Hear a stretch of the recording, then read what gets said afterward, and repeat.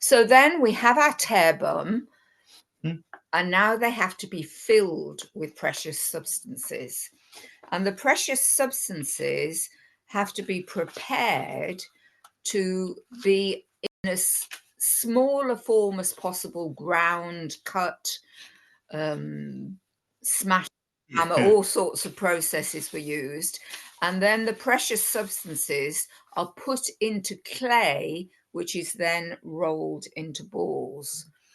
So we had several, or I think at least 2 retreats of people simply working on the precious substances. We have a list here, and if there's time, we're running out of time. If there's time, we'll read the list out so you know what went into them. We shredded all the precious substances as finely as possible and mixed them all so that we had, as far as we could tell, an even mix with all the precious substances mixed up together, with the aim that they would be evenly distributed throughout the clay.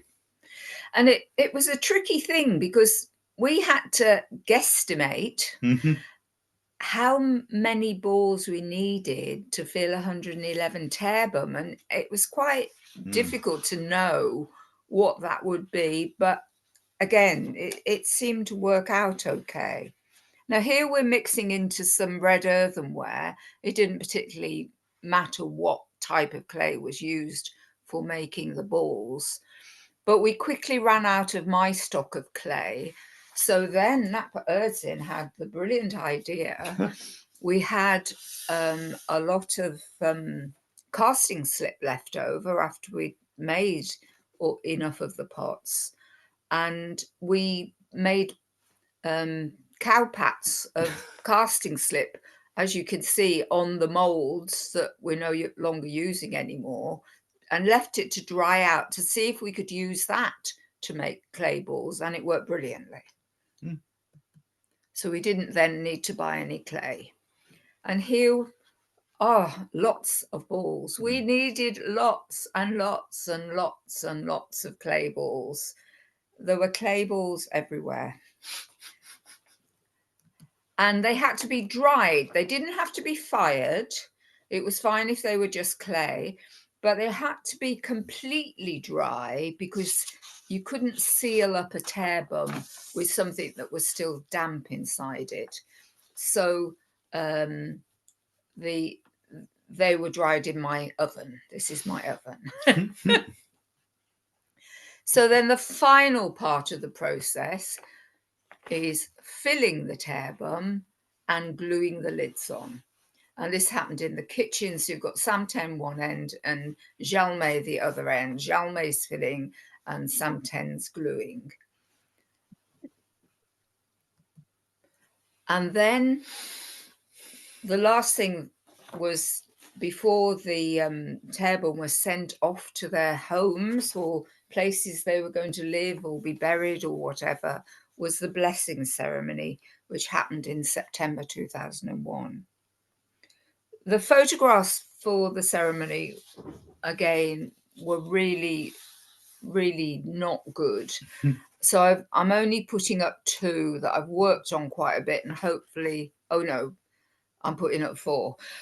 Hopefully they're reasonable enough that you get a feeling for it. So we had an audience or people attending the ceremony. These were people who'd been involved in helping create the gTérbum, some of our students, some of Rinpoche Congregation students, and it was a very joyful day. It was the only time the gTérbum were displayed in this way all together, and it was extraordinary seeing them there. They had such a feeling of power about them. It was like they were humming or something. It was extraordinary.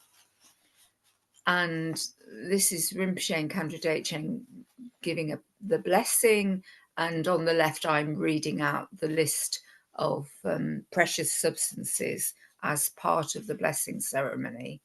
The back of this photograph was so black that you couldn't see Rinpoche and Kandra at all. So hopefully it gives you a feeling of what a wonderful occasion it was. And then for me, one of the most wonderful parts of the Tharchin project was when Kyabji Kunsang, Dorji Rinpoche and Joma Sample Dechen Rinpoche were given a Tharchin. Unfortunately, we couldn't be in Kathmandu at that time, and Namashe took this photograph and gave it to us. But it was wonderful that they received them and were so pleased with them. So that is the end of how we did it and what it involved.